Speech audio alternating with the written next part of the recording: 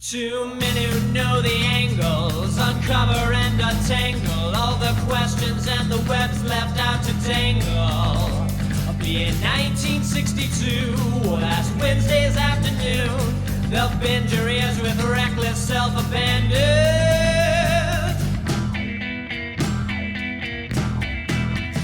The Amazing Spider Talk. The Amazing Spider Talk. Come swing through the air, sit back and prepare for the Amazing Spider Talk.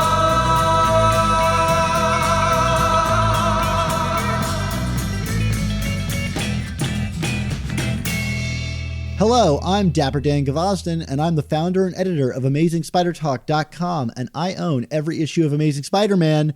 And Mark, this might be painful to you. I include the annuals in that count. Ooh, like a stake through the heart, Dan. I'm Mischievous Marcinacchio, founder of the Chasing Amazing blog, author of 100 Things Spider-Man Fans Should Know and Do Before They Die, and I too own every issue of Amazing Spider-Man. But unlike you, Daniel-san, I do not count the annuals. And that's fair because our motto is always, right, Mark, that your collection is your own. And so be it, right? Is this the new piece we've come to? That is from the holiday episode itself. It's what you want it to be, my friend.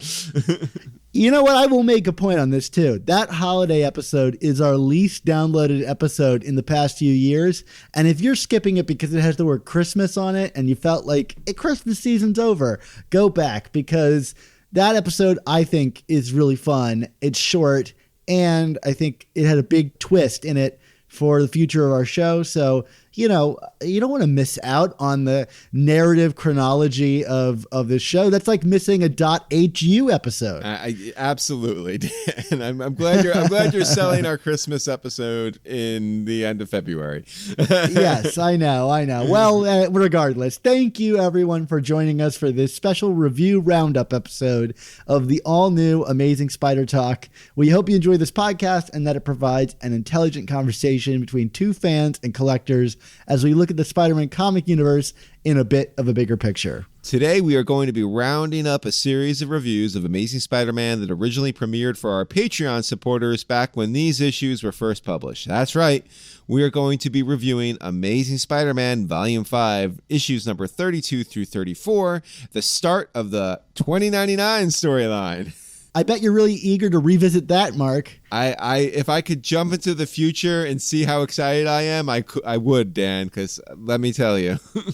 All right. Well, also be sure to remember that this episode wouldn't be possible without the support from our wonderful Patreon subscribers, whose very patronage allows us to assemble the guests we have on the show and do all the research. So if you enjoy this show in any regard and want to help us to continue while getting amazing bonus content like these very reviews when they were originally released to our Patreon subscribers, as well as additional episodes from people like the Untold Talks of Spider-Man that we never release publicly, go to our show notes and check out our Patreon page and consider joining our team. To that point, we want to thank all of our new Patreon members. So a special thanks to Catherine F., Kyle Whitehouse, Hagel, and he apologizes on his pronunciation. So there you go. I'm sure I really destroyed it. Yeah, no, you definitely did, Mark. We also have Brad Gullickson from the Comic Book Couples Counseling Podcast, which is a great show you should check out. And they've been long supporters of ours. So go check out the Comic Book Couples Counseling Podcast. We also got Rondell Dobard, Comic Boy 2018. Vincent Aaron Stauffer. That's got a Hollywood name there. That's like one step away from a Spider-Man villain's like origin name. Okay, or that. or that. We've also got Anthony Langford, John D'Antoni, Jonathan Dickens, And Timothy May. Oh, that last one was very easy to say, Dan. Thank you. There you go, Mark. I should line these up for you in that way. So, yeah, thanks everybody for joining. That was a big month for us here in terms of Patreon. And just thanks again to everybody for jumping on. I hope you have a great time with our whole collection there. But enough of that stuff, Mark. Let's get to the action and dive into our review of Amazing Spider-Man Volume 5, number 32. What's new? Is Spider-Man still wearing red or is it blue? Maybe he took a week off 'cause he had the flu. But probably not 'cause his methods seem tried and true. Let's find out in the Spider-Man review.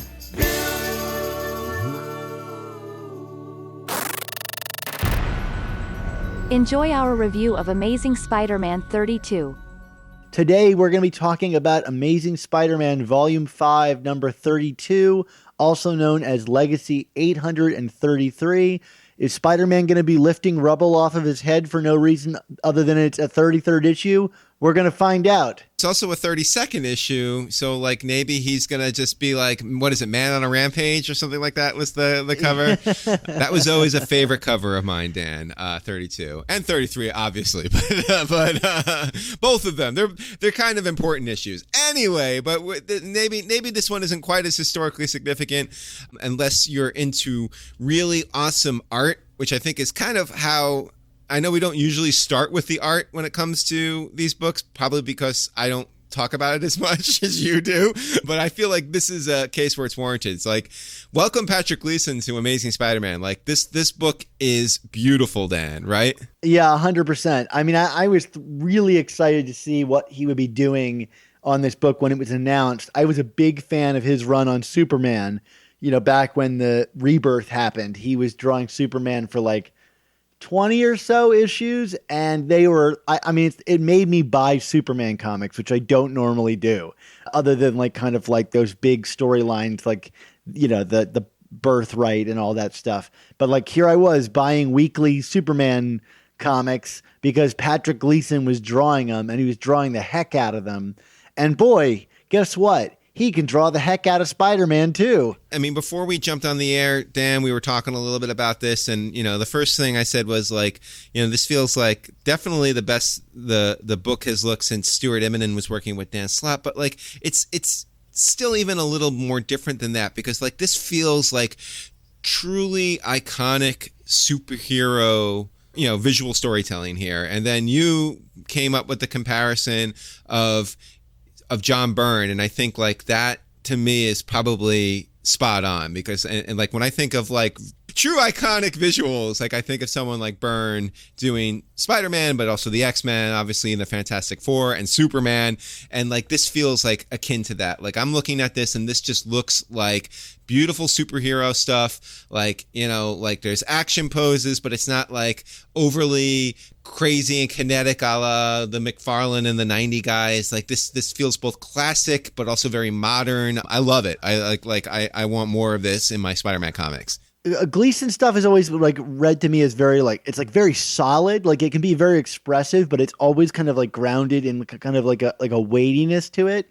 Like I read his Superman stuff, and like you'd have like these big, bold, splashy things of like Superman's S and his chest larger than life bursting through things. But it's like how I imagine like larger than life heroes looking. It's like big, bold, splashy cartoon. Even like the old Superman cartoons. The 1950s cartoons of Superman, like there's something kind of like just pure iconography. Like, let me see the colors, let me see the logos popping out, like lean into the kind of like sillier stuff, but like it also has that weight behind it. And for me, like I was worried that he would, not be able to handle Spider-Man because he's less of a kind of like elevated superhero figure. He's not like Superman that's just like big, bold, brawny, golden age stuff. Spider-Man is like rooted in the Silver Age. But there's one image in this book that sold it for me 100%, and it's Spider-Man kind of like making jokes at the foreigner while it kind of has this kind of jokey gait in his step. And then like the next panel is him like big and bold and like ready to punch the foreigner. And I was like, all right, this guy gets it. Like, welcome to Spider-Man comics. You've got it figured out. Yeah, I was about to say the Spider-Man foreigner sequence is definitely just like very dynamic. I mean, like Spider-Man is doing very classic Ditko-esque Spider-Man stuff and poses in terms of how he's moving his body. But yet, like, again, it still feels kind of grounded in a certain kind of realism, if you will. I know that sounds weird because it's superhero comics about someone bitten by a radioactive spider doing things that people can't do.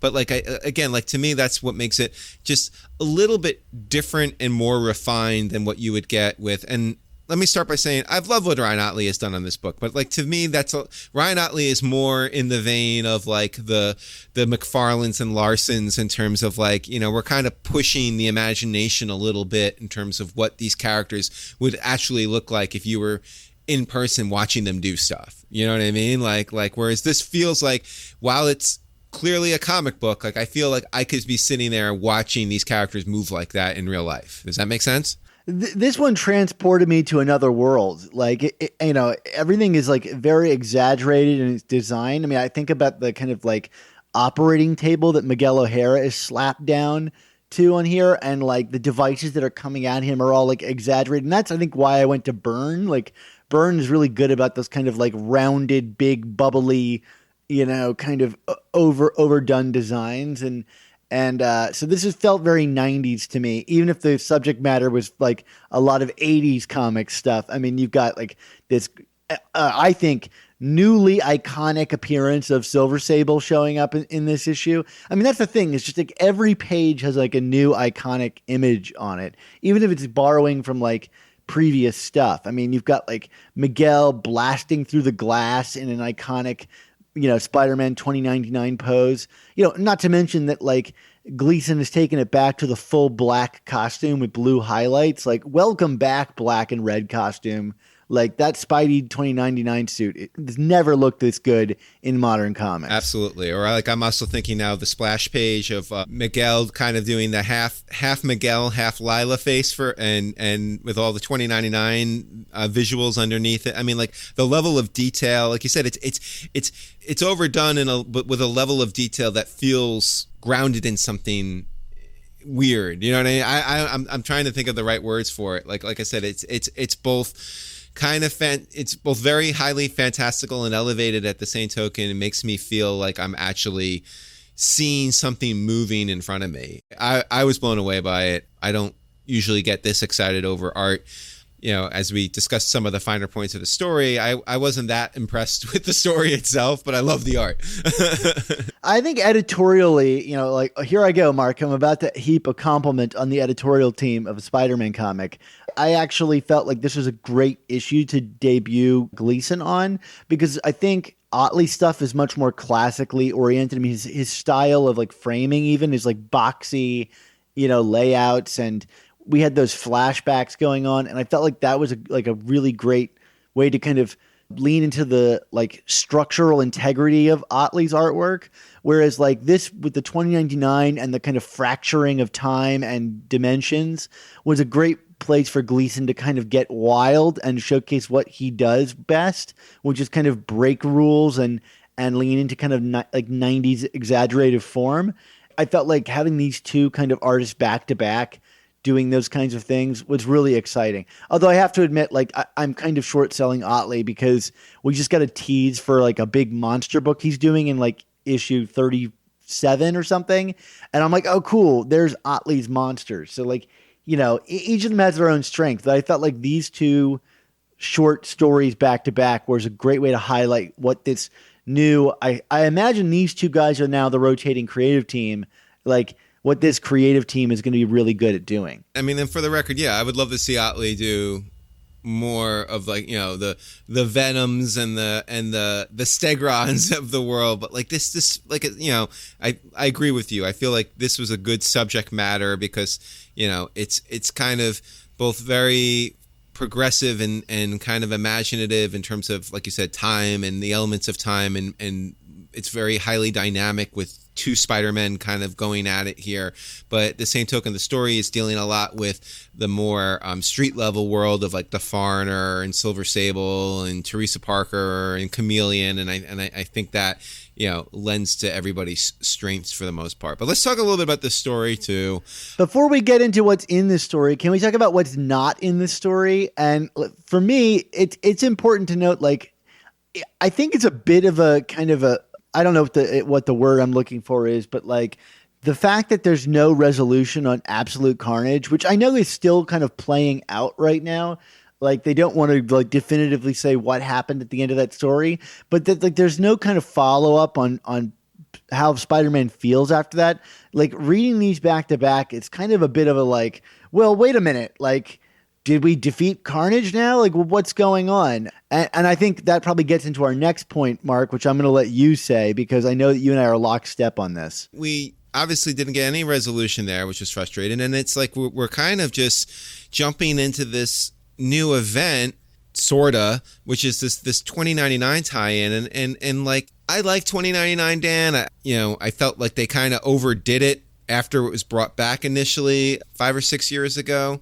Then we kind of had a cooling off period. I don't know if I was necessarily begging for more, but okay, fine. You want to bring it back in some way. But this just feels very poorly inserted into the narrative here. And like, then I'm like looking, I get to the end of this issue and I see it's a checklist and it's all these tie-in issues. And I'm like, what the heck is going on here? Like, now, we're literally jumping from event to event here without much of a segue within this book itself, and that to me is like, it's just very poor sequential storytelling here. I mean, like we should feel like we're flowing from one thing to the next, especially if you're going to go from one big event to the next big event, right? I've been saying this on Twitter for a little while now too. It's like this 2099 event, I don't even know what it is. Like I've read all the ads and all of the comics that I've been picking up for it. Like I think the House of X and Powers of 10 books have been advertising the heck out of this thing, but like I don't know what it is. Like what is the threat?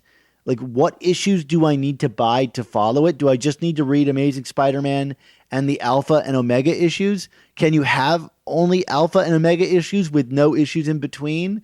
Like I don't know what this event is, and on the back of like Absolute Carnage, it just feels like it's a reach. Like we didn't need this right away. The market is already oversaturated with Spider-Man books and Spider-Man family books. Like, let's just talk even like this week, Spider-Man Full Circle. I had fun reading that book. It was $10. Like what kind of wallets do they think we have for these Spider-Man titles? Like I'm not itching to pick up a whole event worth of 2099 stuff. And it makes me dubious to even pick up the Alpha book because it's like, I don't know what I'm going to need to read, or if we're just going to move on from this after 2 issues like we did Absolute Carnage, and it will have no effect on the narrative of the story moving forward. I mean, what's kind of silly about this whole thing is like, actually thinking about how we're kind of jumping from event to event here without really tying the threads in Spider-Man itself together. It kind of is reminding me of what I felt plagued Spider-Man 2099 when it had returned a few years ago, which was like, I felt like we had Peter David and Will Sliney were kind of trying to get some momentum and a narrative going, and then all of a sudden it was like, well, no, now we're going to tie 2099 into this Marvel event and that Marvel event and that Marvel event, and then like, we had like 4 event interruptions in a row on the book, and then all of a sudden, like Spider 2099 Civil War 2, Spider 2099 Monsters Inc., or whatever that storyline was at one point. And then all of a sudden we got to the, it's like, oh, well, now we're going to resolve what we started telling like 11 issues ago, a storyline that you clearly don't care or have forgotten about by this point. So like, yeah, like what do we, like, what's going on with, like, this is Amazing Spider-Man. This is like one of your flagship books, Marvel. Like, how do you go from one thing to the next without any transition and without like kind of prepping readers like this is what's going on here? Because that's the other thing you mentioned here, Dan. Like this issue doesn't give us any context to, so what's the drama here? Like something's going on with Miguel O'Hara, sure, but like can you at least set us up? like can we get a little more information than this? Yeah, the only thing we get is this kind of like image of like the future Doom, kind of like with the future falling apart around him, and it's like that's just not enough for me. Like if it's the first time we'd seen Miguel O'Hara in like a decade, fine. But we got the future is doomed like a half dozen times over the past 5 years. So like you're gonna have to give me more than that, especially considering like look, if Patrick Gleason was drawing the 2099 story that Nick Spencer is writing, that we're gonna get, I guess, like I would 100% go pick it up in a heartbeat because getting more of him drawing 2099 would be a thrill. But he's just doing the covers for the spinoffs in that series. So like the one hook that they've set up really well in this issue for the series is that Patrick Gleason can draw the heck out of Spider-Man 2099. But Nick Spencer's the guy writing it. Like Nick Spencer needs to do the work to get me to pick up Nick Spencer's other books.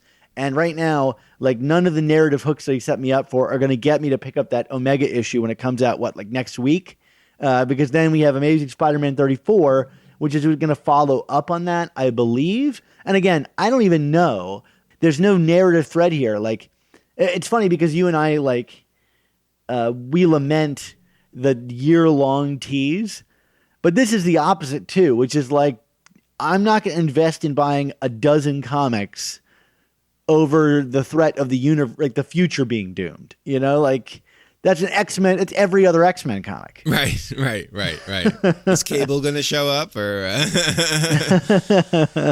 To me, that's kind of strike one, and it's a big strike one against this issue. But then, like there's some other stuff going on. Some of it is fun Spider-Man stuff, but then like I feel like we have a story here of apples and oranges. You know what I mean? Like we have this like B story, if you will, of Peter kind of getting pulled out of his study group to deal with Teresa Parker stuff. Yawn. I'm sorry. I just don't like this introduction of, I don't like this element of the mythos right now. Like I don't get why we have Teresa Parker and why I feel like Teresa's become like the new Deus Machina in terms of like, oh, we need to get Peter out of a situation where frankly I was more interested in reading about Peter because I thought it was well written. That scene with him in the study group was well written. So let's now introduce the long lost sister to get him to do random SHIELD stuff. And like to me, like that, it's just the worst. It grinds things to a halt in the worst way possible. You and I did a whole episode with Mark Waid about how much we don't really like dig the super spy family stuff, but like combine that trope with the like secret long lost sister, and you've got this kind of like merger of double tropes off of a like loner character that's defined by like his inability to share his secret with other people, and you've got, it's just not good, like, and it's funny because I posted about this on Twitter and someone was like, well, blame Mark Waid and Chip Zdarsky at least tried to fix it. And it's like, no, Chip Zdarsky ruined this. Like, I was cool with Teresa in Family Business, like, because they left it open-ended. It's the same with like the Inheritors thing. And I'm sure I said this on like an episode ago, which is like the Inheritors thing was cool when it was just Moreland and it was left open-ended about Spider-Man's, kind of totemic powers. But when you put a definitive answer to it and tell me it's a part of a giant Spider-Verse of these characters that are hunting spiders for their totemic stuff, I'm just intensely less interested in that. As they say on the HBO show The Leftovers, let the mystery be, right? You know what I mean? Like not everything needs an answer. And to me, like I said, it's not even so much, I mean, yes, it's what everything you said is 100% correct, but I do feel like the way Teresa's being used now is even more disruptive because like it's like I feel like we're in the middle of a Spider-Man book, and then all of a sudden it's like, oh, now it's like a Spider-Man and Family SHIELD book, and I like why are we disrupting the flow of our book this way? And let's talk about the scene that got disrupted, this community study college study group page, because like I feel like we were in Peter's head, we were having some fun banter with other students, this felt pretty. Like, this felt very Spider-Man-ish to me. Like, I felt like I was reading, like, an old Roger Stern story here. Well, I'm going to praise it for that, but also kind of, like, ding it for that at the same time. Like, I love the banter here. I loved meeting new characters. I don't think they're particularly memorable new characters. Like, they don't strike me in the same way as like when we first met the characters in Horizon Labs, like where those characters were immediately memorable. Like, and I don't know if these are characters we're going to revisit, although I imagine so. Like, they set up the whole kind of like community study group thing, and I'll be keen on revisiting them because they were very well written. Being inside of Peter's head, it's like this book has its groove back again. Like, I'm enjoying being in the mindset of Peter Parker, and that's where a Spider-Man book should live, is in the mind of Peter as he tries to weigh this stuff out. And it's even, digging into the murkiness and muckiness of Parker Industries, but I was like willing to go with it because like it's at least acknowledging that history in an interesting way, even if like I don't find it completely believable that a guy could fall so far, like a guy with a tech empire like that. Which we had talked about during that era of the book, that it would be hard to establish normal again. This goes a long way to doing that. But at the same time, I'm kind of like, something about it grates on me because like Peter as a studying college student in like a study group kind of thing, I just feel like we've been there before for a decade. Like, are we going to get another group of ESU friends that will forget, and never mention ever again, Hey, who has forgotten Deb Whitman here? Okay, come on. She's the most memorable of the bunch. There's like I know. Sissy and like there's so many other people that will never get mentioned ever again from the Spectacular Spider-Man run. And then there's the whole like sliding timeline thing. Like there's one ding against Gleason's artwork. I think it's that his Peter looks way too young. And it's something that we dinged Immonen for as well, is that they both kind of drew a very young Peter. And I don't want to suggest it's because I'm older than Peter now that like I feel this way, but it is weird to see a guy who's accomplished all the things that he's done, like studying with a bunch of like undergrads or however old these people are. Like Peter should be the weird older guy at the college that that everybody was like, oh, you're in your late 20s. Like I was that guy. In my real life, and I felt odd and out of place. I feel like they did that to a degree here, Dan. I guess, I mean, like, I get what you're saying. And like, I do agree to you to a point about like, kind of like, are we just going to like do this kind of story again? And, do we need this kind of story again? Probably not. But like, I do feel like he was kind of, not just because of Parker Industries, but it kind of was like, well, why is he here? Oh, because, Connors feels bad that the lizard didn't eat him or something. You know what I mean? Like, it's kind of like I got the sense that these kids were like, seriously, what are you doing here, dude? You know what I mean? Like you don't belong here. And I kind of liked that dynamic, that kind of uncomfortableness, because I feel like that plays off of the awkwardness that is Peter Parker really well. All right, that's fair. I guess maybe I'm overreaching, but I guess the big thing is really just I was hoping for something a little fresher from Spencer than like we're putting him back in ESU, especially after all of that like wait that we took to get back here and him hemming and hawing about whether or not he would do it. It's like, it just feels like the lazy like. And I'm not saying lazy. It's a natural place to put Peter. But, like, I don't know. I was hoping for something a little more exciting. And already I'm, like, seeing the familiar beats play out, which is, like, Peter always has to leave his college friends behind. And it's like, yeah, I know. Just let him get his degree and let's see what he does next, Obviously, upon leaving this scene and going with Teresa, we, while that sidebar story didn't really do much for me, we did get some pretty cool visual reveals, I would say. I mean, first was the army of jack-o'-lantern stooges, which, I mean, both looked good and was kind of, I don't know, I thought it was kind of cool. Like, I mean, like, jack-o'-lantern as a villain doesn't do much for me, but I kind of liked, and they even like poked fun of it, like, oh wow, there's like an army of them now, I'm a sucker for the jack-o'-lantern design. I just think it's a cool villain, and especially after the kind of like Rick Remender Venom run, like jack-o'-lantern is slightly elevated. I know this isn't actually jack-o'-lantern, but like the way that like modern coloring can render the fire coming out of the jack-o'-lantern head, I think really like has elevated that character's design in a way that makes him like, look, if you're going to have a bunch of stooges who like are in just like, cloth fatigues, or they're going to be a bunch of jack-o'-lanterns, sign me up for the jack-o'-lanterns. That's way cooler.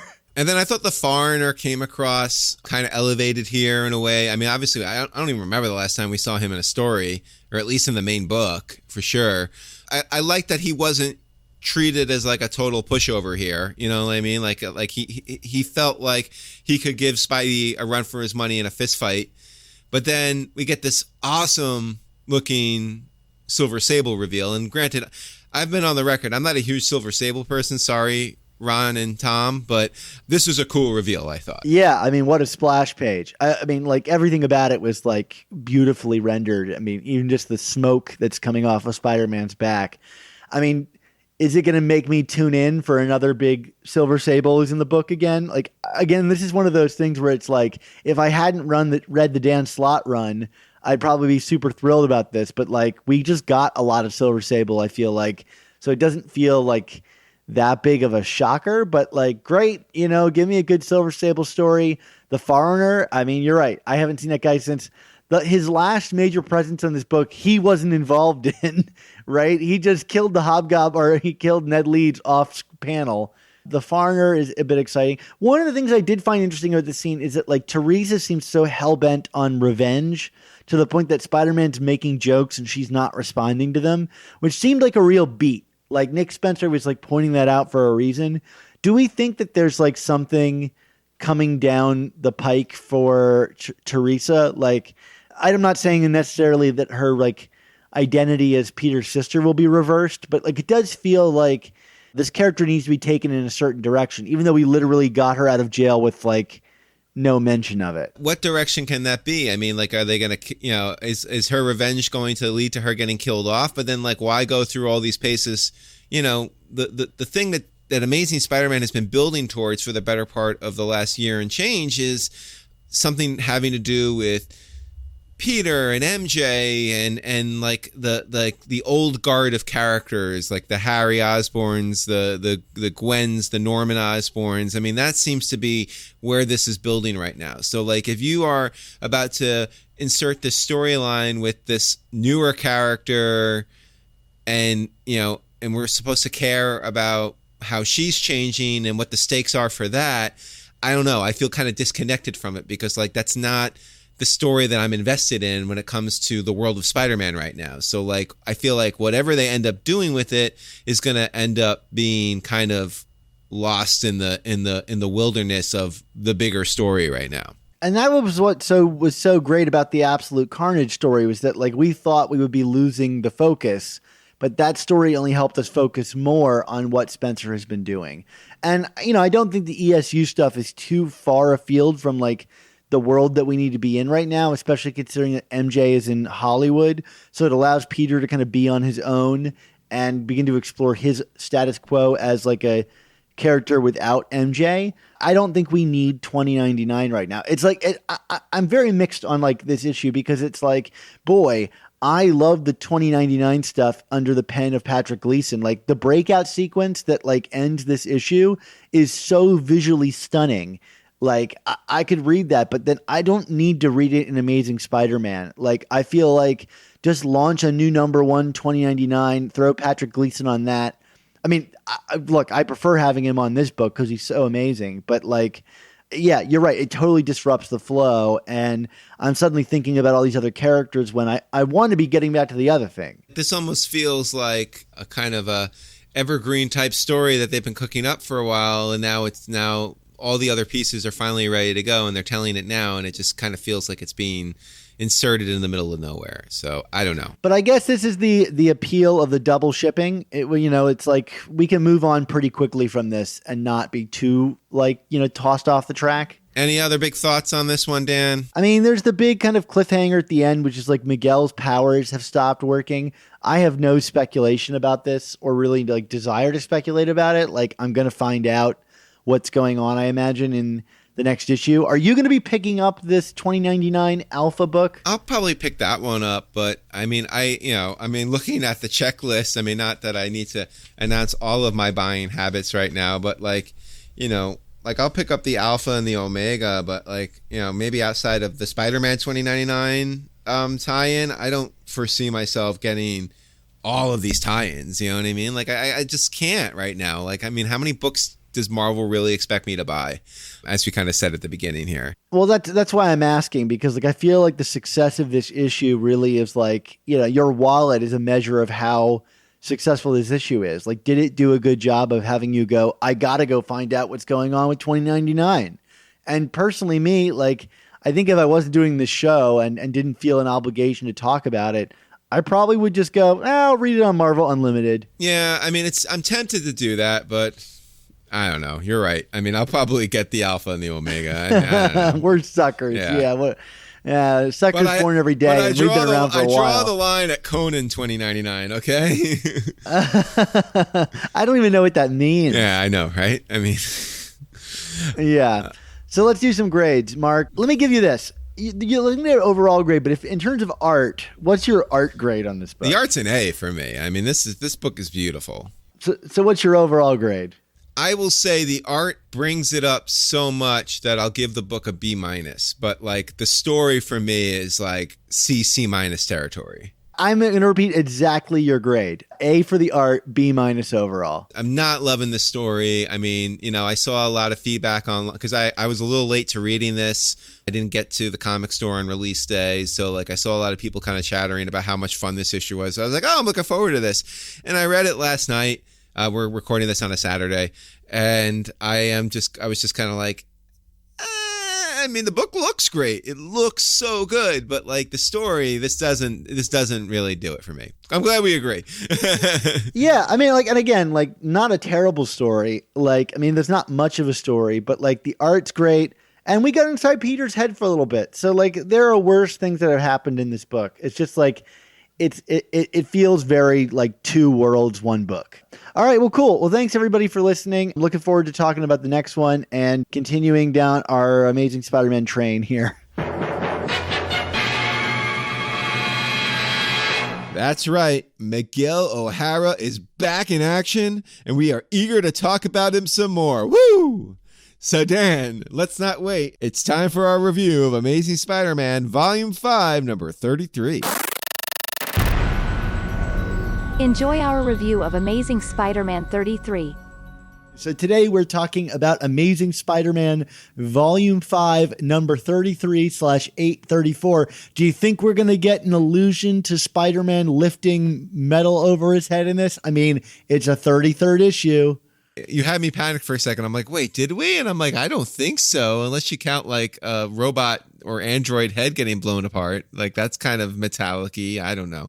Well, speaking of iconic visuals in this, I think there's no way to start talking about this issue without like following up our praise on the previous issue for the work of Patrick Gleason. I mean, I think this book is so freaking handsome, and this guy's work, I loved it in Superman, but I think he's now a revelation on Spider-Man. Similar to what we said the last time around, I mean, like his artwork here is definitely taking, I think, an otherwise kind of dreary story and picking it up a little bit. And, we're also dealing with some visuals here, or some settings at least, that while there's obviously a lot of potential for some visual interests, like, some of these characters like the Hitman or the Foreigner or even Silver Sable, I mean, these are not necessarily the most, like, these ain't Doc Ock or Green Goblin in terms of visual arrestment, right? So the fact that he's kind of making all this really interesting to look at, to me, is really a testament to his work.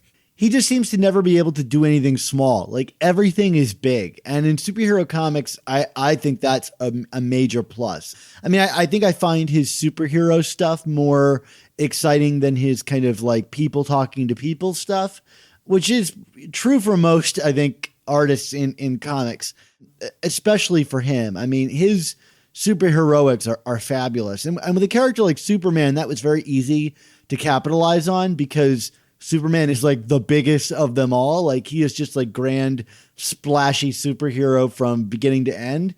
But with Spider-Man, like he's modified his approach, and I think it fits right in with World of Spider-Man.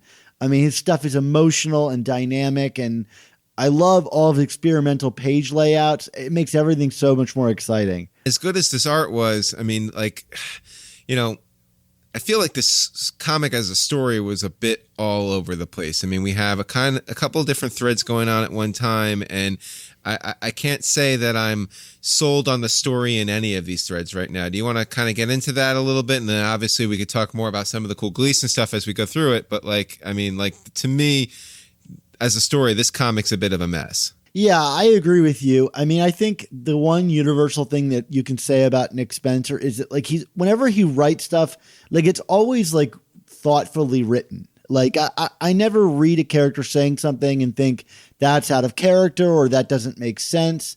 But I think where he struggles the most is in structural stuff, especially doing a book twice monthly where, you know, he's serving multiple different masters. Like I don't know how much editorial wanted him to shoe in a $20.99 event into this book or whatever, but there are so many elements here that, like, while there are some signs that it's congealing in this issue, they still feel so disparate from each other that, like, every other page you don't really know what comic you're reading, much less a Spider-Man comic. I mean, like, this is the least Spider-Man-y I think Nick Spencer has gone in his run thus far.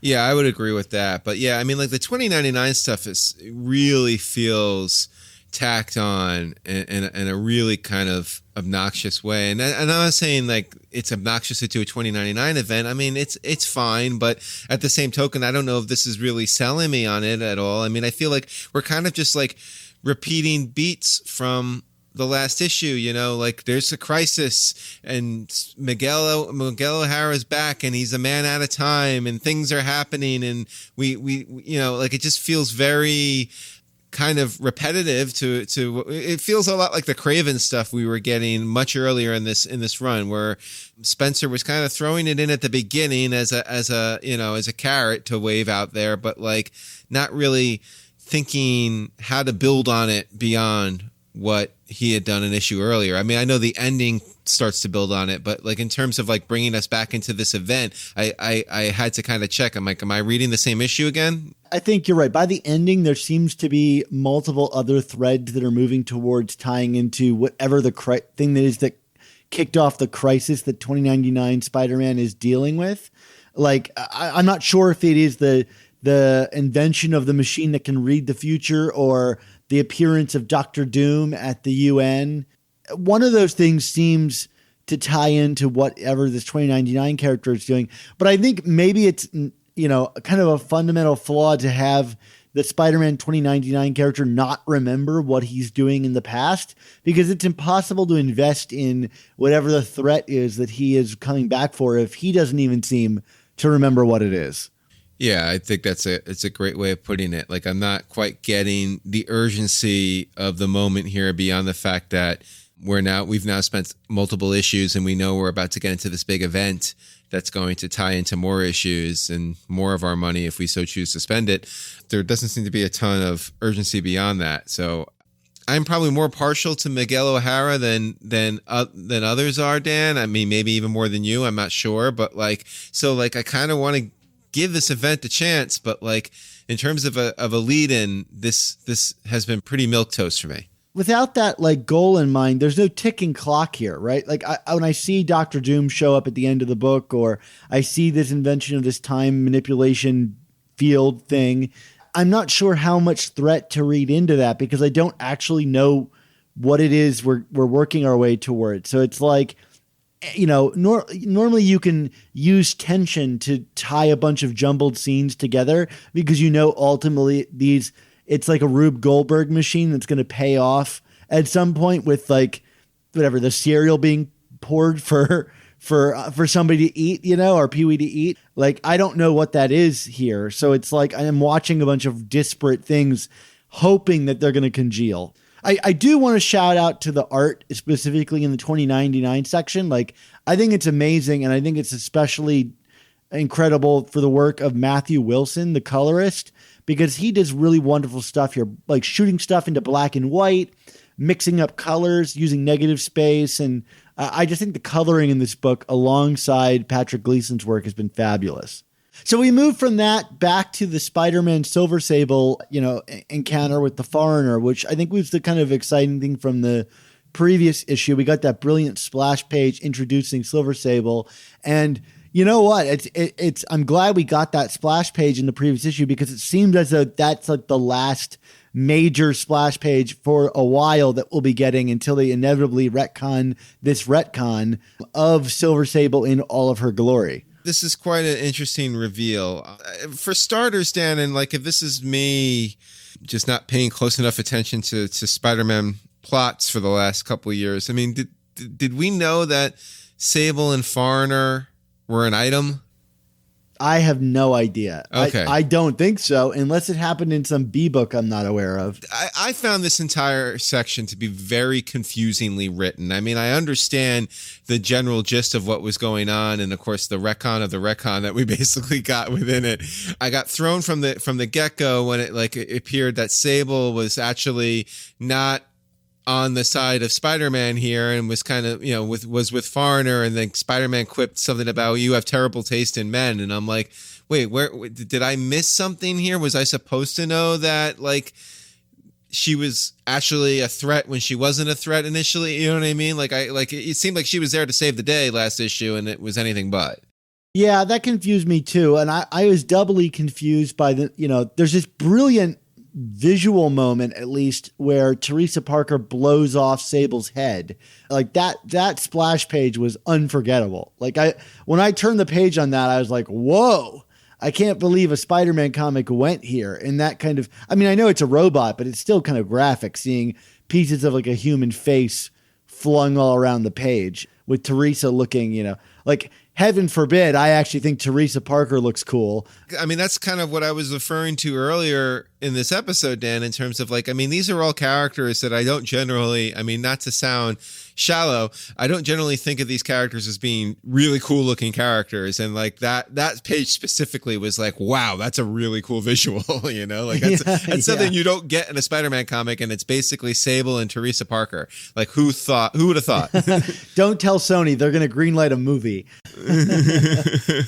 The moment following that super confused me because there's this disembodied voice coming from nowhere and this truck that seems to pull up. The way it was laid out on the page was super confusing to me.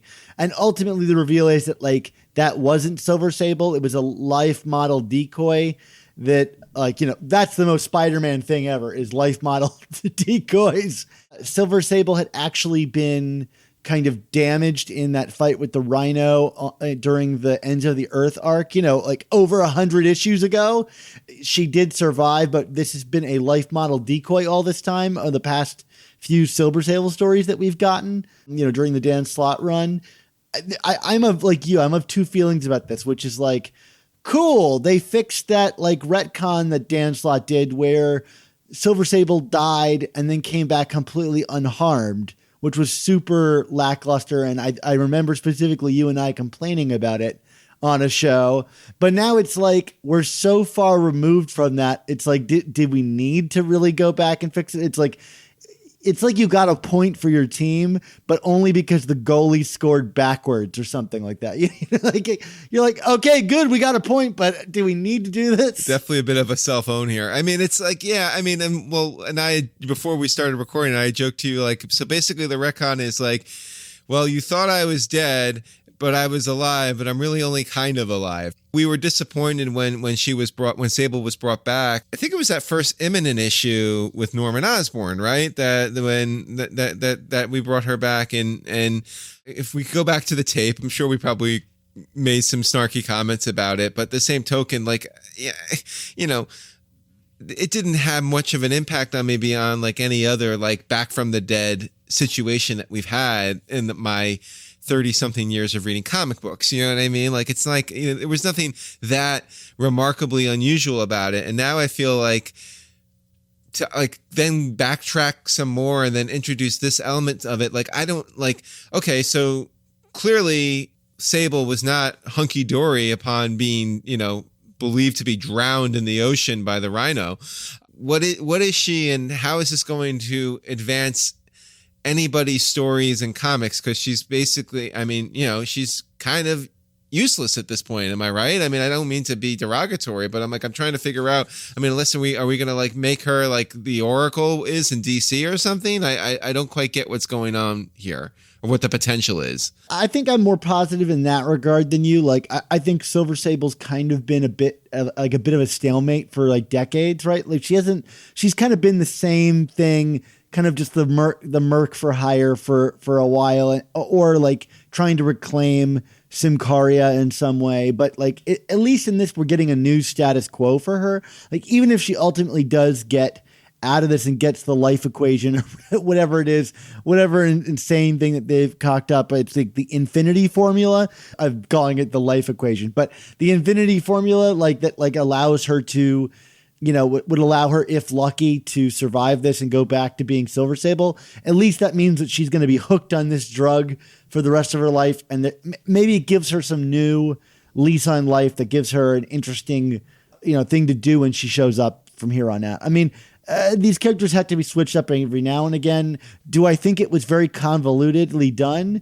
Yeah, it was a lot to bite off on one issue. Like, I mean, not to mention that there is a continuity error in the reintroduction of her where it describes her as being drowned by the rhino, but then she falls out of the ship and is burned up. And it's like, well, was she underwater or was she falling? Like, which one was it, And I'm sure there's a no prizey way to solve that. It was just a lot to chew, like to bite off in one go. But like, ultimately, like I have to say, I think it is good that, to see a creator doing something new with a character, even if it is kind of nitpicky.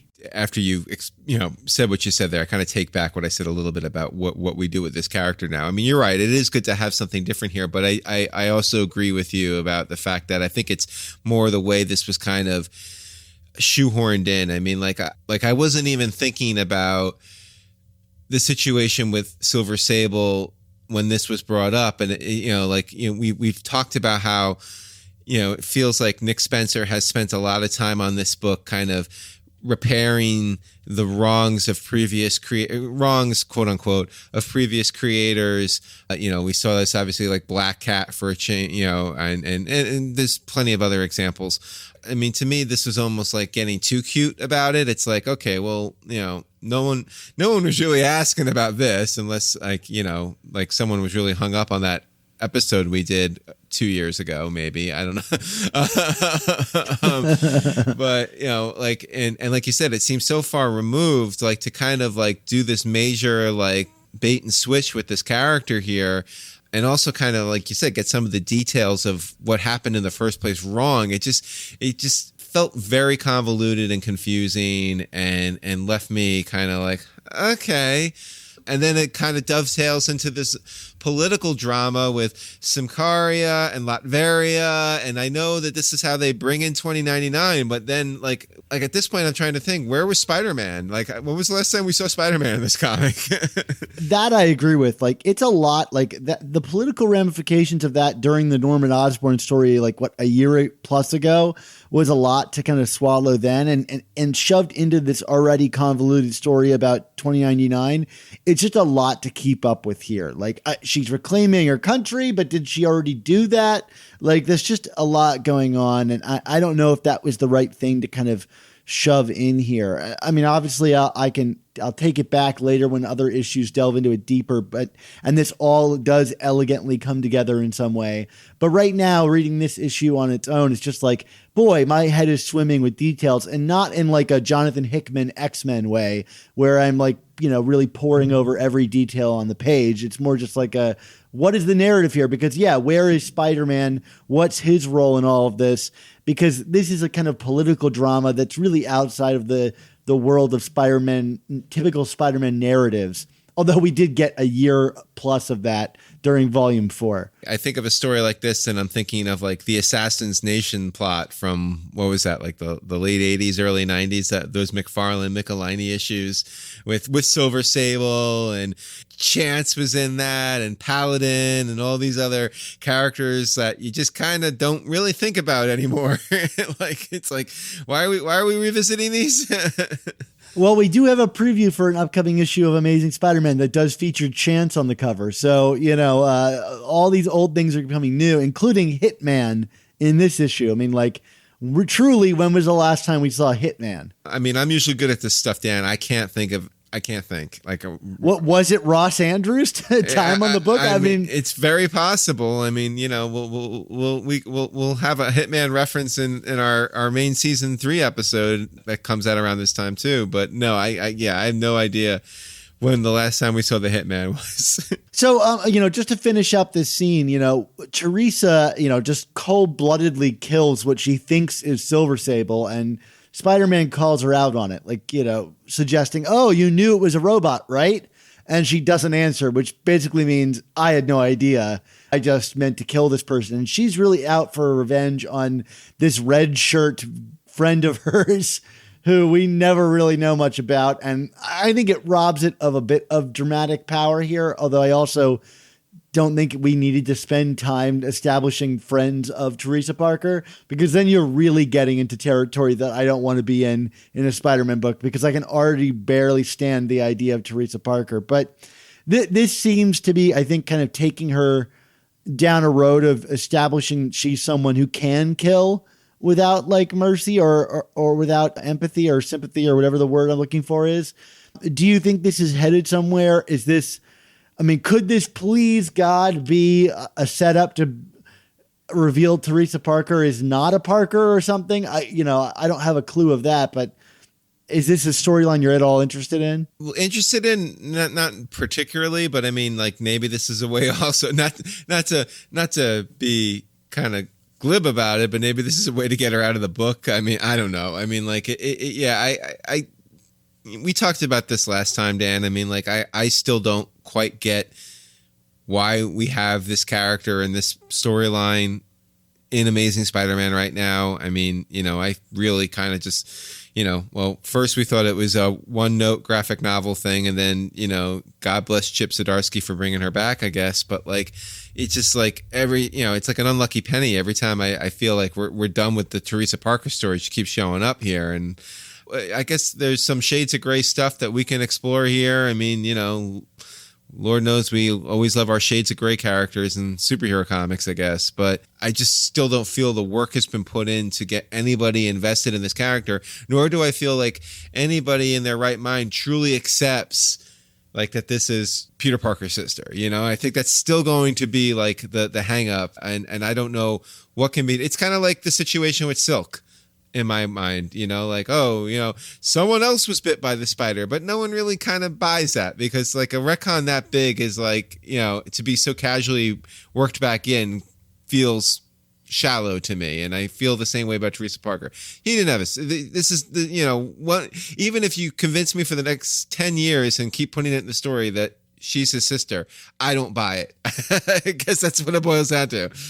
Both that and Silk are both such dumb tropes too, which is the thing that gave someone powers gave someone else powers, or you have a secret lost super spy sister. These are both such boring comic tropes from a series that's supposed to not have them. That's what makes Spider-Man great, is that like he's an everyman. He's not leaning into these kind of dumb, silly things, even though he often does. But like messing with his origin, which I think both of these do in some way. I think Teresa less so, because I guess he can still have the same origin and have a sister. But like, yeah, I don't know. They both cheapen the character, I think, in some way. And I think it's a shame, because you could have great Spider-Man female characters that don't tread on such hollowed ground and don't cheapen it, and they would avoid this criticism. It's not even so much that I feel like it alters the origin, or like, don't touch my classic Spidey. It's not even that. But like I said, like when you bring in something like this, for lack of a better phrase, outrageous, I just have a hard time accepting it as I just don't accept it. I guess that's what it boils down to. I mean, that sounds really stubborn and makes me sound like one of those like really cranky internet comic book fans, but it's got nothing to do with, it's a female character, or you can't have a sister, or, this is impossible, or, it's just like, to me, like you said, this is it's a very inelegant kind of forced retcon of something that really doesn't, after 60 plus years of Spider-Man comics, doesn't make sense. Why should I accept this now? Like why after all this time am I supposed to care about this character that you're literally just telling me is someone important without actually demonstrating why I should care that they're important? I think that's what it boils down to as well. I mean, like if Teresa Parker was not Peter's alleged sister, would we care about her? Like, is there anything about her that makes us want to care about her? Not really. No. Like make me care about her first, and then maybe I'll actually consider the relationship. But that's the thing. I don't care. There's nothing to care about her except this mandate that she's a sister now. So whatever. I'm not gonna basically validate poor writing and say like that this is a good thing that we should just accept it on face value. We are well past the era of every comic is someone's first comic. I mean, not saying that doesn't happen still, and I'm glad it does. Like comic sales are going up, but like imagine this is your first issue of Spider-Man. You're cracking open the cover and you've got like Spider-Man 2099, Silver Sable's head being blown off, and some obscure continuity reference to 120 some issues ago, and then Spider-Man's got a sister. Like it's just nuts. I will say though, and we need to come up with a sound effect for this. Cue the kindred alarm, because as Teresa is like leaving the scene, and I do like that this scene does put Spider-Man in a classically no-win situation where it's like if you side with Silver Sable to help her save her country, you're siding with a cold-blooded murderer. But like Teresa's the wrong one to deliver this to Peter, because she just in her head cold-blooded killed someone. So whatever, but that is a good predicament to put Spidey in, where he's got no good choice. But she does say when she's leaving the scene, she makes a comment about making a deal with the devil and the devil getting his due. And that's my kindred alarm for the episode. And there you go. Maybe Rick will toss in a sound cue here. All right, so once we get out of all of this wonderful drama, we're back at ESU and we get this future telling machine, which just can go nowhere good, right? No, and it's the kind of like thing that drove me nuts during the Horizon Lab stories, because like every other page, someone would be inventing some like completely like world-shattering invention. And I know it's comics and there's a certain amount of that allowed. Like I always think about Peter creating like a cryo machine where he's freezing worms. Do you remember that? Yeah. Invention that he created? Like that would revolutionize the entire planet. And here it's like just one of Peter's classmates just so happens to, be the guy that invents a machine that could read the future, and Peter is inextricably linked to it. Like there's a certain level of convenience in comic stories. To have this be like his first day back at ESU and this stuff is going on, like to me, I'm just like, oh, okay. But not to mention that I'm already kind of just bored of the ESU thing already. You kind of called it last time, and at that point I was like, let's give it a chance. But you're right. This just seems very kind of hackneyed and cliched right now.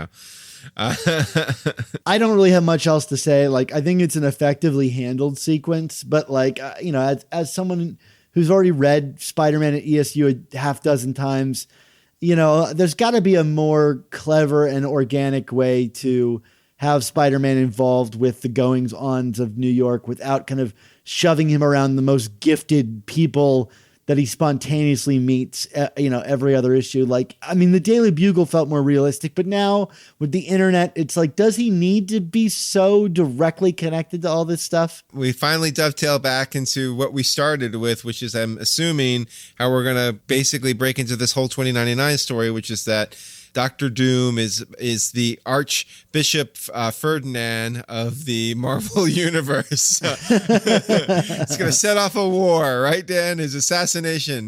Right. Chameleon sets up Hitman to kill Dr. Doom, I imagine, with some fancy sniper rifle thing. Because that's what's finally going to do it with Doom, all those years. it's the Hitman and the Chameleon.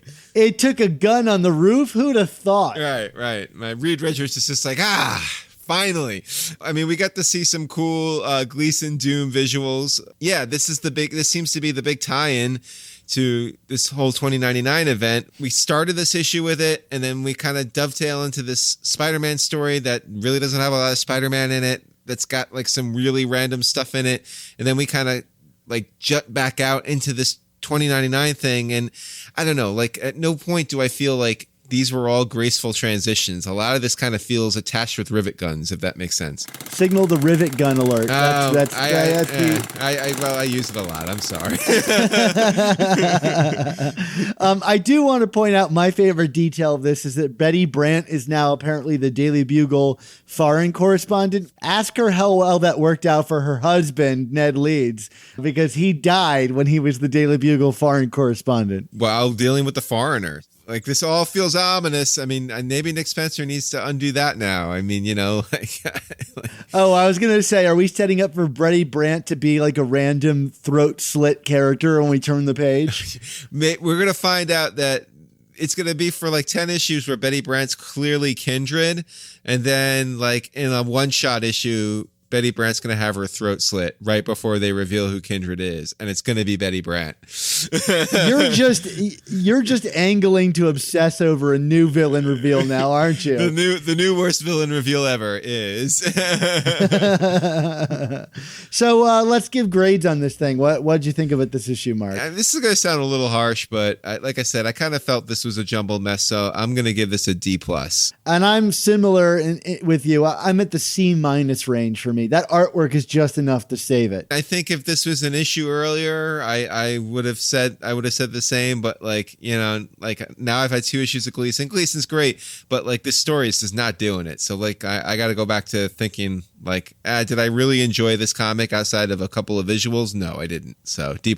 That's totally fair. And with that 2099 Alpha issue coming out, maybe we'll finally actually get into this story, because looking at the solicitor, at least the checklist in the back of the book, it's like, wow, this story is like 6 issues. It's like an event that just came out of nowhere, which like I think is also part of the problem. It's like suddenly we're in an event again.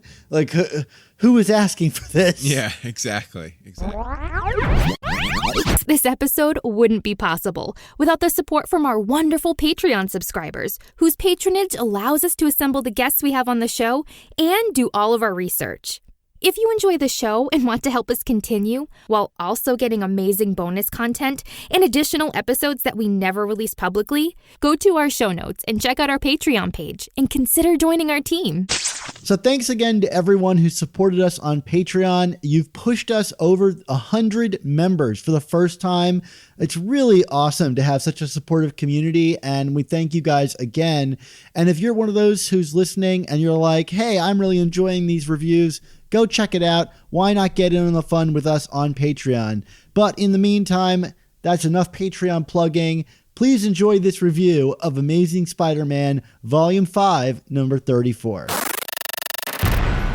Enjoy our review of Amazing Spider-Man 34. Today, Mark, you and I are going to be talking about Amazing Spider-Man number 34. That's of Volume 5, but if you are a purist, that's issue 835, as we slowly march towards 850, where they reboot the numbering. Mark, we're 3 issues into this 2099 arc, event, mini event, crossover. I'm still not really sure what this is. And, you know, I think some of the plots are starting to congeal. What did you think about this storyline, on its own and in comparison to the 2 previous chapters? You know, it's funny, Dan, like there's something kind of paradoxical going on right now, because like you just mentioned, this is the 3rd installment of this 2099 series. And in one breath, I'm like, oh, wow, we're already 3 issues into this thing. Like I think a part of that is like, because I just don't feel like much is happening in the story to advance the plot.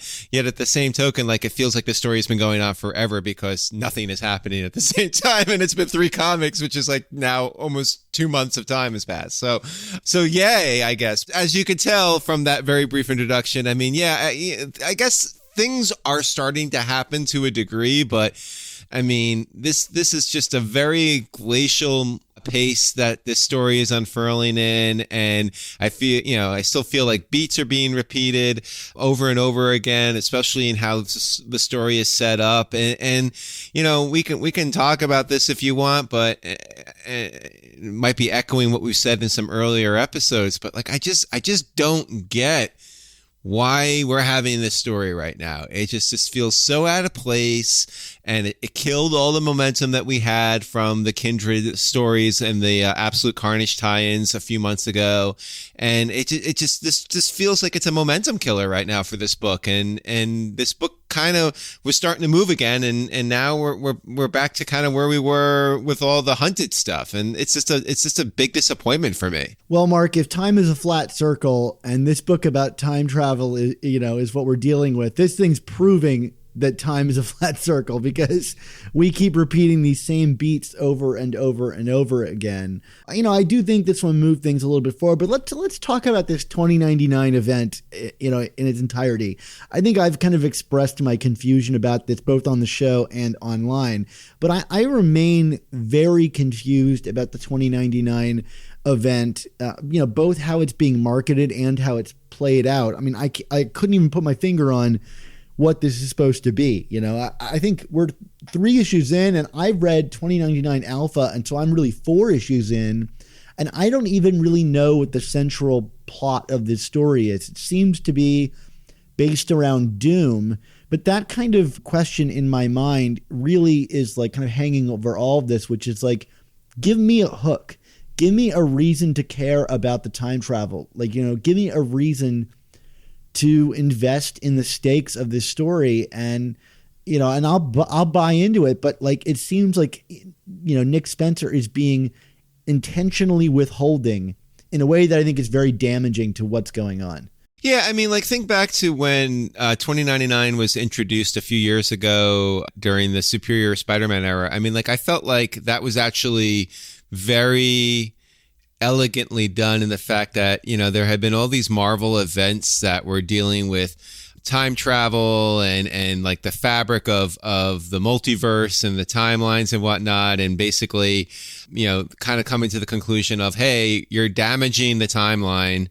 So 2099 is here to kind of set things right? That's a pretty simple explanation for how they brought this universe in, right? Yeah, and a similar one to what it seems to be that they're doing here, right? The end of this issue seems to assert that the future has been changing rapidly, and everybody in the 2099 timeline is experiencing small changes that have begun to accumulate because of how the past is changing. And that's interesting if it doesn't completely undo the very nature of how time is understood in the Marvel Universe as a constant, right? Am I wrong? That's how the Marvel Universe works? This time around, it's almost more of a tail wagging the dog, whereas I feel like, a few years ago, there were other major things going on in Marvel that I felt like 2099 dovetailed nicely into. And now it's 2099 is kind of forcing the issue. It's well, no, stuff is going on in your present, and now we're here from the future to deal with it. And it's but wait, what is it? You know what I mean? We don't know what it is yet. That's the thing. We're still trying to figure out, well, wait, why are you here? What's actually happening or has happened? That's I think that's where the lack of clarity is. I'm not sensing the urgency from them because there's been nothing really in Spider-Man or other. I mean, maybe there's something going on in other series that I'm just not as keyed in on, but it doesn't feel like the urgency from the current books is there, which is what kind of makes me think, Dan, honestly, that this whole 2099 event is something that's been kind of sitting for a while, and maybe they finally got some missing pieces into place to get it all out now, and now we're getting it. Because there's almost an evergreen quality to this, and I think that lack of timeliness and urgency to it is killing it as well. Well, Mark, bring out the rivet gun, because that's how this story seems to have been attached to the timeline. Your classic metaphor there, because we just moved from one kind of crossover event into this thing with no lead in at all. And we criticize this book sometimes for leaning on the lean ins a little bit too hard, but boy, we're 3 issues in, and I feel like we're still just kind of being teased at what we're going to get.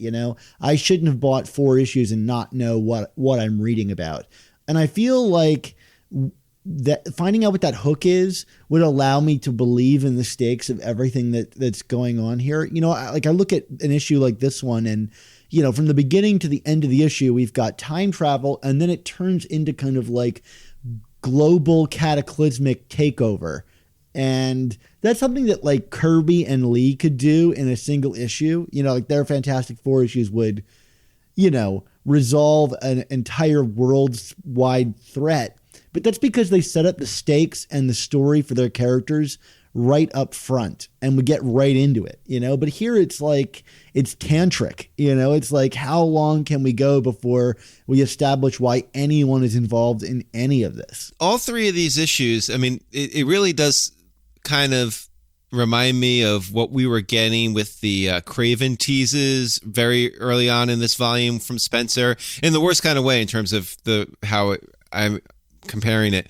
We're just kind of getting these same beats with Miguel issue after issue, like I'm from the future and the future is dying, you know what I mean? Like it's like the same rhetoric and like the same kind of like passive urgency, like forced upon urgency, like this is bad because I keep saying it's bad, but I'm not showing you how it's bad. And like you said, it's so tantric and like so just also repetitive, and like, give me a new intro to an issue, please. Like, can we finally just like open one of these issues up without like Miguel just like kind of babbling on about whatever he wants us to be worried about? Although I will say, I could look at Miguel babbling on about whatever he's worried about, to quote you, so long as it was drawn by Patrick Gleason. I mean, this guy, his Miguel O'Hara and Spider-Man 29, I mean, his everything is fascinating to look at. But like, boy, I mean, the shadows, the twisting perspectives. I mean, this guy is the most radical artist we've had on this book, maybe than that like really bizarre Stiltman issue we got like 5 or 6 years ago, if you remember that one with the Deadpool cover. Like the art in that was like so far out there, but this thing is like solid. I mean, it is really something special, and it's the only thing that's really holding this together for me in any regard. Yeah, I mean, Gleason is the star of this arc for sure, and even the plot beats where I'm not all that interested or find them predictable or find them kind of rote, I love the art that's associated with it. I want story finally. You know what I mean?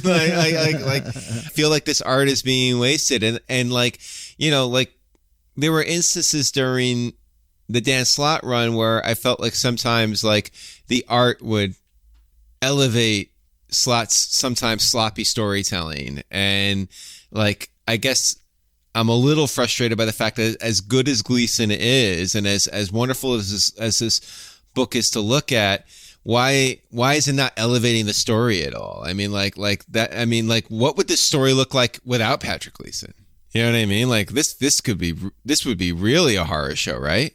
Oh my goodness, I don't even want to imagine it. I mean, like, think of those like Immonen Slott stories. I mean, like, Slott would be like kind of rambling all over the place with other artists, and Immonen would kind of always bring him together. And I feel like there was like a real like camaraderie and process there, and they both kind of elevated each other. Spencer's a good writer, I think, and Gleason's a fantastic artist. So why is this not working together? Like, where's the disconnect? I mean, I do think that's something to kind of monitor, provided Gleason continues to work on this book in some facet after this 2099 arc. I wonder if the disparity in the art, because Gleason's all over the place. I mean, there's really expressive, experimental stuff from page to page, and for me, it reads really well together. Barring the kind of confusing narrative, and when he does kind of dialogue scenes, he can really kind of like rein it in. But like, then I think about Nick Spencer's best partner, and it's probably Ryan Ottley. Like, all of his issues have been really solid, and I wonder, how much that is, just a camaraderie and working together as a team. And Ottley's first arc with Spider-Man, if barring the first issue, was kind of sloppy and all over the place. And I wonder if maybe it's just going to take time for this art team and writing team to kind of come together and find it working out. But for the meantime, like, images of Spider-Man's back as he faces this kind of gloomy city with doom bots floating overhead, like, that stuff is so cool. Like, I'll take it. And again, a shout out to the colorists on this book, which there are astoundingly 3 of. You know, Matthew Wilson was the only colorist on the last one, but here we've got Dee Cunniffe and Chris O'Halloran. You know, I couldn't tell the difference between who was where and when, so they've, you know, been cohesive. But I mean, the coloring in this book is also fabulous, and you know, they're bringing a lot to it. I don't know if it was they needed 3 people to boost the team up a little bit or what. It's pretty stunning. Let's talk a little bit about some of the plot beats here. I mean, more specifically, so obviously, you know, I keep talking about this kind of repetitive intro, but we do learn a little bit more about Miguel here, which is that Doom, or I guess Doom 2099, sent him here to fix up the crisis that's brewing here in the present day. You know, besides the visuals, I mean, I guess my first comment is, well, it's nice that we're giving Miguel a little more agency. Like, again, it kind of keeps going back to the same point. What has this story done to make you, and I'm asking you, Dan Gavazden, make you care about Miguel O'Hara right now? Nothing really. I mean, I have a nostalgic like for Miguel O'Hara while not really being super tied into the 2099 universe, which I think really played itself out in reading 2099 Alpha, which mostly read as gibberish to me. Like, I just didn't get any of it. Like, you know, there's the 2099 language that they use, and I'm reading this book and being like, am I supposed to understand what I'm reading here? But yeah, I mean, in the pages of this book, it's like, boy, I love the way he looks, but he's not really doing much. And even when he is given the ability, when he suddenly remembers things, he kind of tells us nothing. So, like, you know, I think the first issue with him gave me more than this issue does, right? We got like Lila showing up, who apparently changed her style mid-page, you know, and there are a few kind of like personal nostalgic hooks that got me. But yeah, I mean, there's been no new characterization other than confusion for me to latch onto.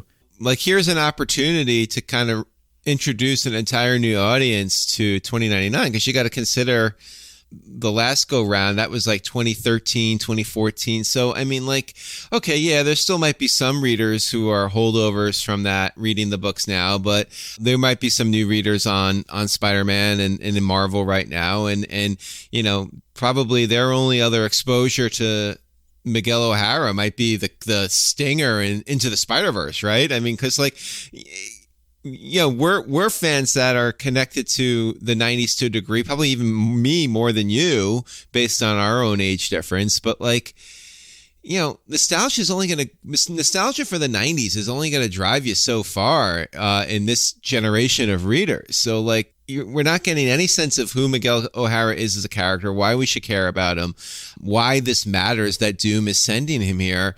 I mean, it's very confusing to me. It's very confusing that this is how we're trying to introduce this character into this universe and into a book that's one of the more well-read Marvel books without anything really driving it. And you know, like, it just seems like such a missed opportunity. I don't get it. I just don't get why we're not establishing Miguel O'Hara's character, his motivations, his kind of like sarcastic wit that's different than Spider-Man's, his darker edge in terms of, you know, like there are distinctions between Miguel and Peter that obviously we have no representation of in this arc thus far.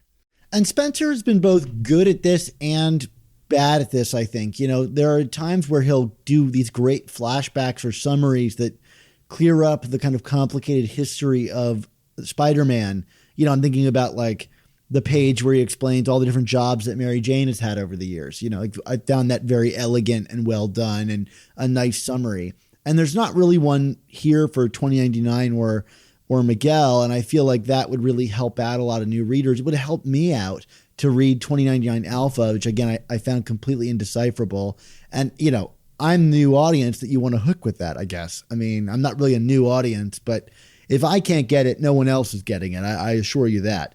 But then other times I feel like Spencer over relies on, you know, people's knowledge of these series. I mean, a lot of his stories in Spider-Man have been these kind of corrective tales, but they're so specific, you know, that only people like you or I, Mark, would read them and go like, thank God we cleared up the Silver Sable thing, and that may be what he's relying on here for 2099, that there's this kind of grander nostalgic memory than what we're receiving in the pages here.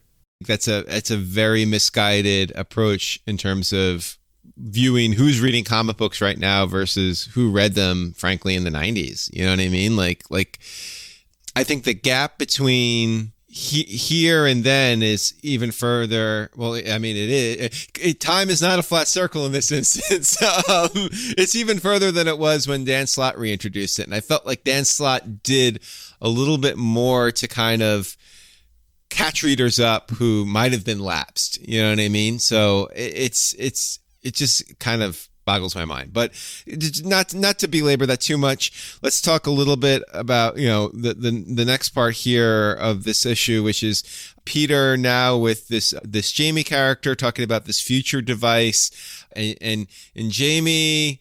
Well, there's two things going on. This future device kind of gets scaled down a little bit in terms of its power potential, which I think was kind of needed, because like the last issue, it seemed like this thing was like the greatest invention of mankind, and now we kind of like kind of scale it back a little bit to be like, well, it just kind of predicts what people are going to have for lunch.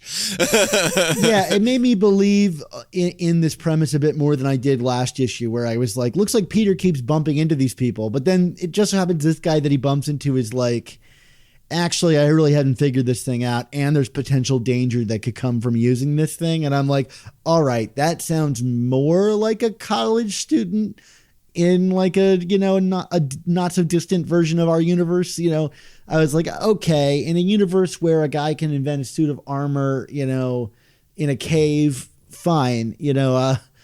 I'll buy that this guy can kind of come up with a haphazard way to scan the multiverse. But this kind of then goes into Jamie asking Peter for his insights and knowledge from his Parker Industry days to help figure out a broader, more and also virtuous use for this technology. And of course, even Peter is like, wait, what? You don't want to work with me.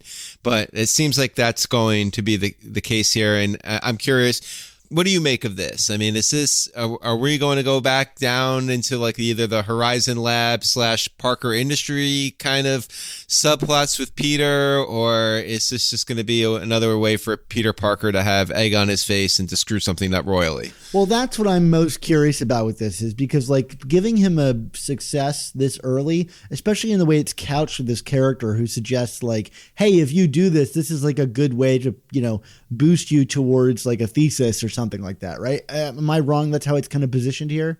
Yes, yeah. So then, like, are we going to be in this ESU plot line for a very short period of time? Like, is this just kind of Peter's kind of get out of jail quickly and another way for Nick Spencer to play, janitor and get him to be Dr. Parker faster than we thought? Or are we, positioning Peter to hang around at ESU for quite a longer time, or to screw things up so badly he gets booted again?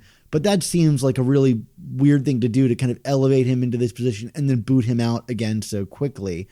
So I think we're one or the other. We're either in ESU for the long haul, or we're in it for a very short period of time as Peter kind of develops this device. I don't know which one I prefer. I guess I kind of would like it to play out without a kind of get fixed quickly kind of thing. But I also don't know that I really want to hang out at ESU for all that long. I'm kind of suffering the same conundrum you are. And also like I've kind of like come around to something you said a few episodes ago about like this kind of like supporting cast introduction, these ESU characters. I mean, like, I don't know. I mean, this Jamie character seems nice enough, but like, it feels like a supporting cast member in a kind of generic way that we've had before.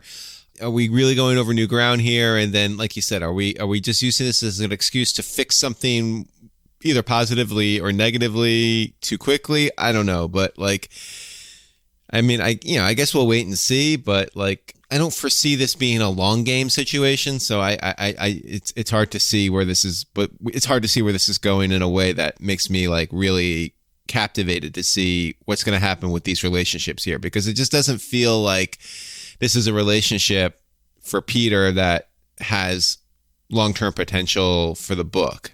He's just not a very interesting character to this Jamie guy. He's a plot device.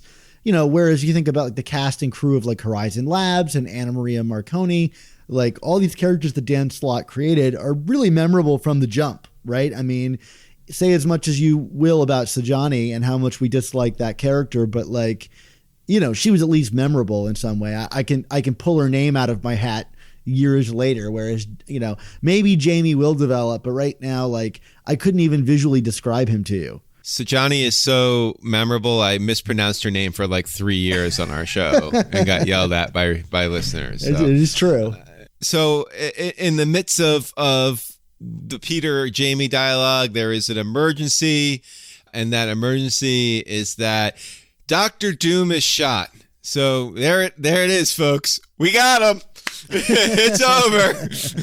Doom is dead, right? Clearly, obviously, it had to happen. You hate to see it, Dan. Well, Mark, I hate to tell you this. This has never happened before in the history of Doom. It was a Doom bot.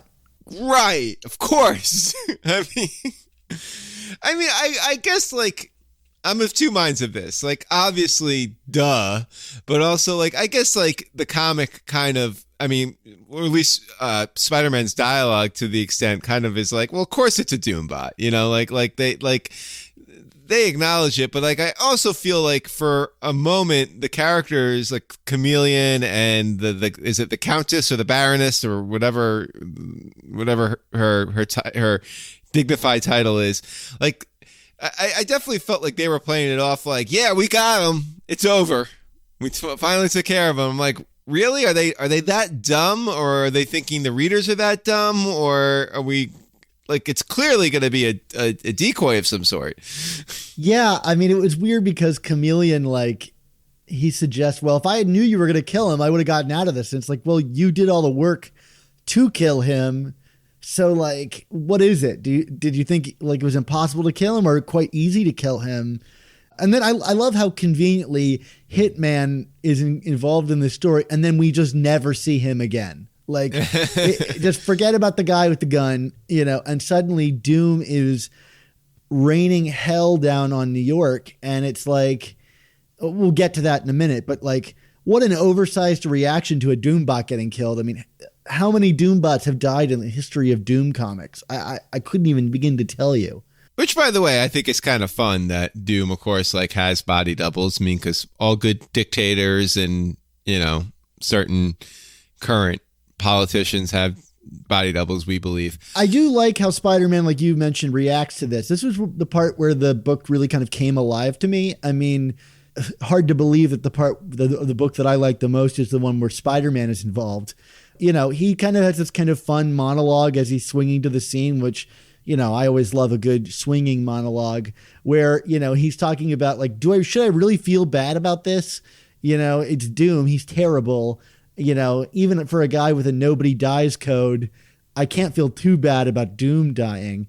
Although I have to admit, I also feel like I've missed Doom's reversion to evil. Like, wasn't he kind of a good guy just like 6 months ago? Yeah. I mean, I honestly can't keep track of the Dr. Doom face turns and heel turns when it comes to this stuff, but it did feel like one of the last times I was reading about him in a book, he was kind of more on the side of good than bad. Who knows? Well, first of all, it's worth noting that, not to go back to what we were saying earlier, I mean, the visual of like Doom being assassinated is freaking phenomenal from Gleason, right? I mean, like, it just felt like very dramatic and grand. Like it felt like it was something out of a history book. Like I made the joke, I think, in the last episode that Doom is like our what's it, Archduke Ferdinand or what?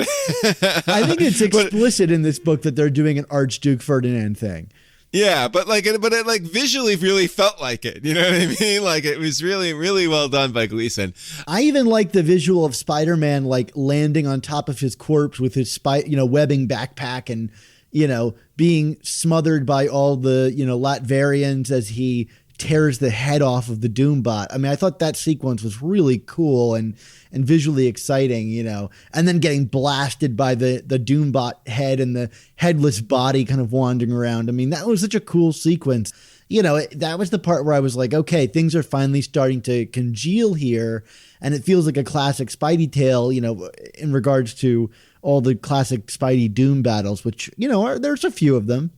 Doom always has a habit of kind of showing up in big moments for Spider-Man. I mean, I always think of that Ramita JMS story too, which, I mean, it wasn't really a fight between the two, but, the airport MJ scene. I believe we did a whole podcast on that. I believe we did as well. But now, of course, like Doom's, the Doombot and his, the headless Doombot does bring Miguel and Peter together in a scene that I was kind of like, okay, finally, we're getting it. We're going to get them together. But like, it just kind of fell flat, didn't it? Well, it's such a vague explanation that Miguel provides before he kind of like disappears, which again, visually arresting. Like, I guess give me more time bomb Miguel O'Hara. I'll read a comic about him just exploding across multiple timelines. But yeah, I mean, he finally gets to his moment. He says, he finally conveniently just now remembers. And then he's like, well, I don't really have anything to say to you. I'm going to give you a vague bit of advice. And it was like, oh, I just want something concrete to attach myself onto. Like, what is this story about?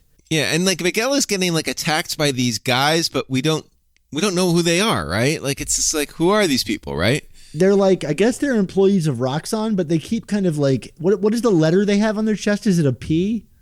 I believe so. Like, I rack my brain and someone's listening to this screaming at their podcast right now going, those are the da-da-da twins. But like, I don't know who these villains are. And they kind of seem to like disappear moments later anyway. They went off and now they're playing poker with Hitman. I don't know, like these characters that where the hell is Silver Sable in all of this? Like, is that storyline done now? There's a kind of review of this issue in a moment is like, where are all these missing characters? There's just too many storylines going on. And the one moment that could have allowed us clarity did not provide it. We got visuals of Doombots overtaking Manhattan, right? I mean, super cool. I mean, that kind of like them with their arms out, like in like the kind of like cross pose, filling up the sky, I thought was really rad. I mean, rad and also like ominous and creepy as hell. I mean, like this is, like you said, this is like really kind of pushing the boundaries stuff for a Spider-Man book. We don't usually see visuals like this in an ASM, I would say. I mean, there's an image at the end of Doom, kind of his like shadow over the entire city of Manhattan because he plunges it into blackout, which like, I don't know how he did that. And this is the kind of like storytelling skip that I feel like Stan Lee and Kirby would do, where it's like, oh, well, now the villain just suddenly has control over the whole city. But like the stakes weren't established in the same way. Like this is a much more tactile, grounded universe. So like for him to just pull that switch seems kind of bizarre to me.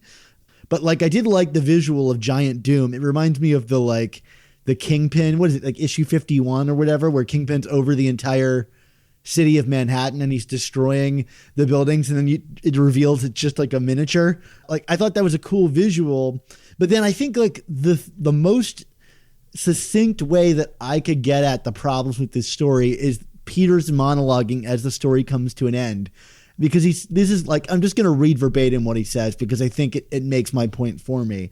He says, out of nowhere fight between Spidey of 29 and some, who even were those guys? Who cares? Point is, it causes some kind of explosion. This leads to Doom himself shutting down all of Manhattan. I have no idea what's going to happen now. And like every one of those sentences is so nebulous and confused.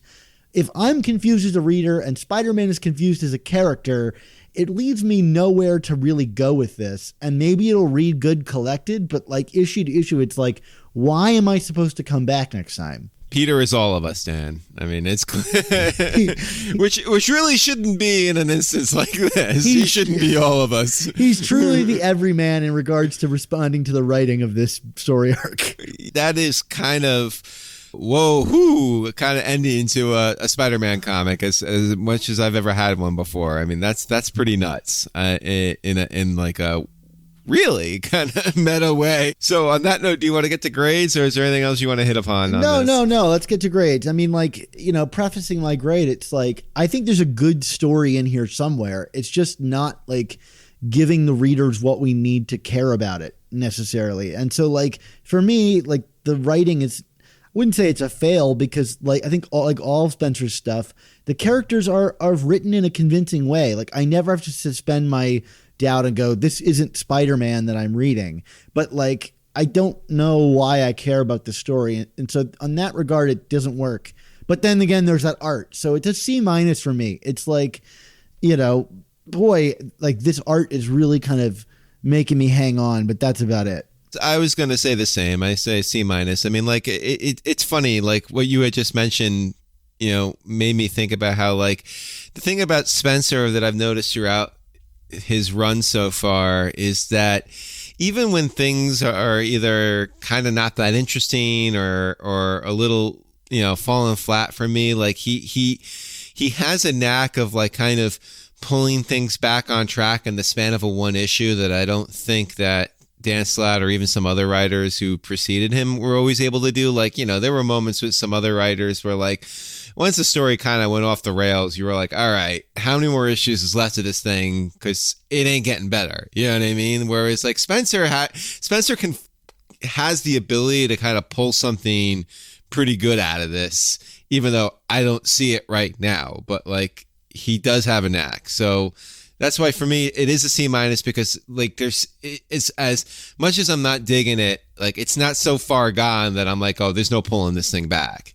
It's often in like Dan Slott stories where like, you know, like the individual puzzle pieces would be interesting, but like he kind of lost our faith that the puzzle would fit together by the end and it all makes sense. Like I'm thinking about like even Superior Spider-Man or Spider-Verse where like the ending was always kind of a cheat. You know, like it just didn't add up, or the statement he was trying to make wasn't really as clear as he wanted it to be. Whereas Nick Spencer, I feel like, boy, the puzzle pieces are like confusingly assembled, but I know that there is a final thing somewhere in there that will make the statement clear. Even with like, you know, Hunted, like I felt like not really a well-told story, but I knew there was a point he was getting at by the end. Like, I don't know that we needed 6 issues to explore the lizard's guilt over eating his son, but like it was there and it was, you know, it did all add up at some point.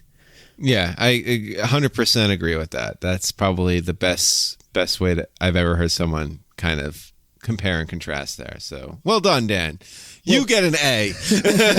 And you get a posthumous A for your issue 801 review where you compared Dan Slott's run to Jazz. Like, I'll always remember that. So, like, you know, metaphors are thick over here. Yeah, thank you guys at home for listening in. I had fun talking with you, Mark, about this, and I hope that you guys did too. Well, thanks again for joining us for our review roundup episode of the all-new Amazing Spider Talk. We hope you all enjoyed our coverage of Amazing Spider-Man Volume 5, number 32 to 34. What's coming next, Dan? Well, Mark, I think you know as well as I do that we're still on our hiatus as we plan season 4. Mark, we are on the beach here with our sandals and our bathing suits, drinking Mai Tais. We are just enjoying that hiatus life. I never thought a vacation could be so good as this vacation from the seasonal content of Amazing Spider Talk. Oh, yeah, it's been wonderful. Anything could happen. Just stay tuned and keep an eye on your podcast feed. We kind of tend to shake it up in between the seasons, and you never know what Mark and I could cook up. We're going to be drinking these Mai Tais. But for our Patreon subscribers, the fun continues.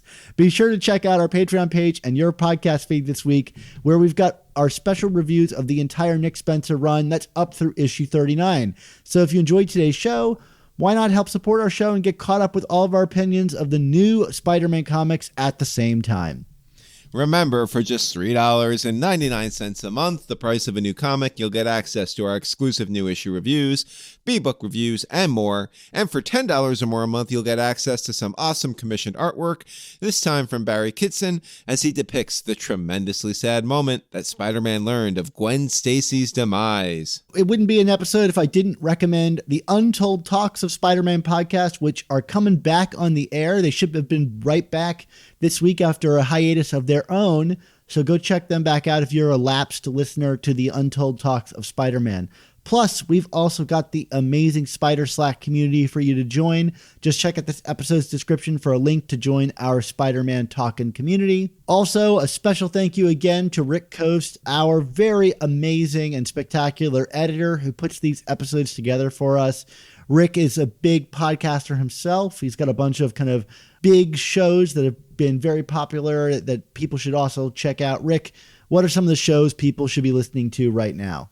You can find all of my work over at modernaudiodrama.com, where you can listen to shows like The Behemoth, which is about a large lumbering creature that walks across America, followed by 15-year-old Madison. You can also listen to Pixie, the Devil's Daughter, the science fiction show Carbon Dreams, among many others.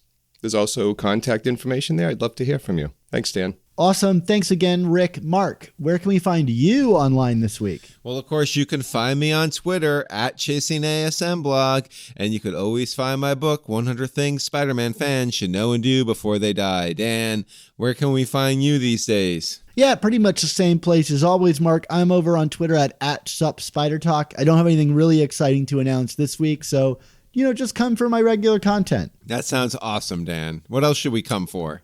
Well, Mark, one of the most important things in our show that everybody shows up for is our motto. And when I look up at the sky and I try to clear my head at night and take a deep breath at the end of a hard day of work, I come back to the one truism that keeps us all going. Mark, what is that? I feel like I should do this in like my Bruce Springsteen voice, the way you're setting this up right now. This is like a total blue-collar dream here. Smell that warm New Jersey air. Well, there, with great podcast. Oh, no, let me do it the real way. With great podcasts, there must also come the all-new Amazing Spider Talk. Don't miss the next installment.